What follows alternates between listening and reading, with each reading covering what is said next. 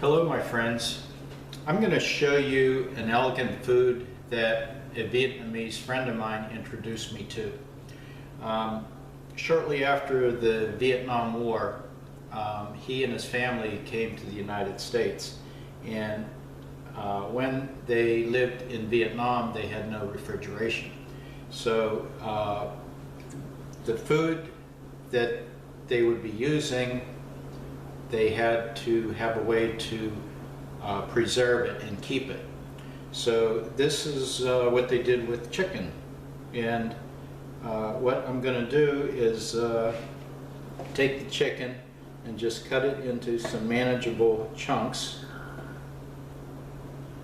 And then we're going to take it to the stove. I have the stove set to a low heat, and I'm going to place the chicken in the skillet with no oils. And what I'm going to do is start pulling the chicken apart with a fork. And we just keep breaking this up. And this chicken, it's already fully cooked. And we have this on a low heat. We want to get all the moisture cooked out of it. And we continue to break it up. What I'm doing with this fork is I'm pulling all the fibers apart. So I keep looking for the chunks that is still in here. And I'm breaking them down with this method.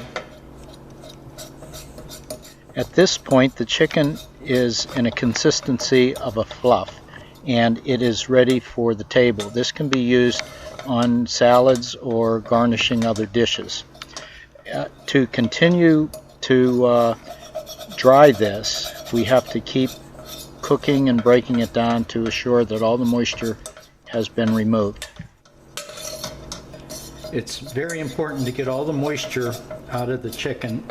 If you want it to not spoil, you have to have all the moisture removed. Then you store it in a sealed container. And just like any other dried foods or dehydrated foods, it'll have a long shelf life. And what they would do in Vietnam is just store this into sealed jars. And you have to keep moving it so none of it will burn. You can see right here it's pretty much done. Everything is real dry. It's almost like a powder. And like I said, you want to cook it over or heat it over a low heat. And you need to remove all the moisture if you're planning on a long-term storage. There won't be any spoilage then. If you question whether this is completely dried, you can always put this in your dehydrator overnight and to guarantee that all the moisture is out. But this is done. Here you have 2 chicken breasts, and it is broken down into 3/4 of a cup. And this now can be used. The taste